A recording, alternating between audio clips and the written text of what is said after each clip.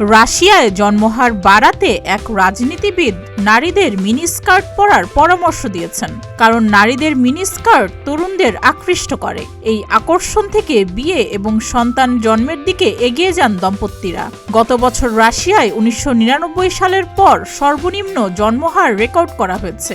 এ কারণেই নারীদের মিনিস্কার্ট পরার পরামর্শ দেয়া হচ্ছে, যাতে ছেলেরা বেশি বেশি আকৃষ্ট হয়।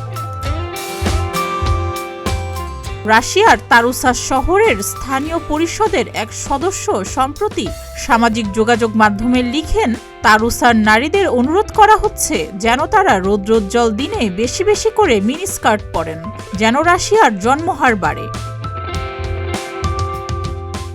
এই মন্তব্য অনলাইনে ব্যাপক সমালোচনার মুখে পরে মন্তব্যকারী দাবি করেন, মজার ছলে তিনি এমন মন্তব্য করেছেন কারণ সেদিনের আবহাওয়া খুব সুন্দর ছিল।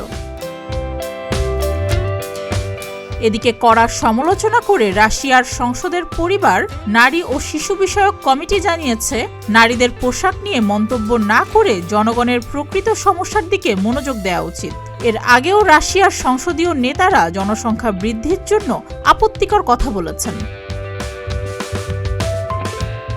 রাশিয়ায় 1993 সালে জনসংখ্যা ছিল 14,90,00,000, কিন্তু 2023 সালে এটি কমে 14,40,00,000-এ এসে দাঁড়ায়। এ অবস্থায় দেশটির সরকার জনসংখ্যা বাড়ানোর জন্য সন্তান জন্ম দেয়া পরিবারগুলোকে আর্থিক সহায়তা বাড়িয়েছে। সুস্মিতা, প্রতিদিনের বাংলাদেশ।